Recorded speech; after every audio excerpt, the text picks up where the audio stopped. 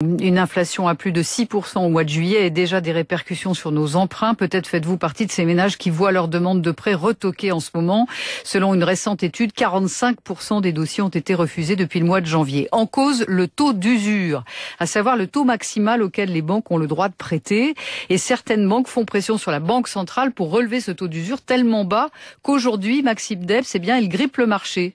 Parmi ces acteurs qui poussent, les courtiers. Le taux d'usure, au lieu d'être un protecteur des ménages, qui est sa première vocation, il empêche des ménages de réaliser un projet immobilier. Cécile Roclor travaille chez Empruntis. Relever ce taux d'usure semble pour elle inévitable. C'est pas forcément une nécessité sur le long terme, mais on voit bien que la situation actuelle justifie aujourd'hui un changement de méthode de calcul au moins provisoire. Sauf que ce taux d'usure est là précisément, ça a été dit, pour protéger les emprunteurs de situations de surendettement, rappelle-t-on notamment à Bercy.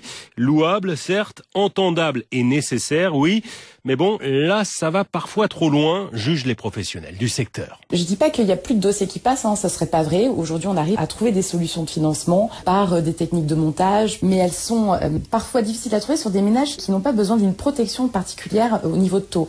Aujourd'hui, on a aussi bien des ménages modestes qui sont touchés parce qu'ils ont besoin d'emprunter sur 25 ans et donc les banques pratiquent des taux un peu plus élevés, cohérents et même voire inférieurs à ce qu'elles devraient faire par rapport au coût de l'argent. Mais on a aussi des ménages aisés qui gagnent très bien leur vie, qui ont mis de l'épargne de côté, mais ils ont plus de 45 ans et pour le coup, l'assurance emprunteur va représenter un coût important et ils n'auront pas de financement. Des foyers, dans le meilleur des cas, obligés de remettre à plus tard leur projet, pire parfois, de devoir l'abandonner. Maxime Debs.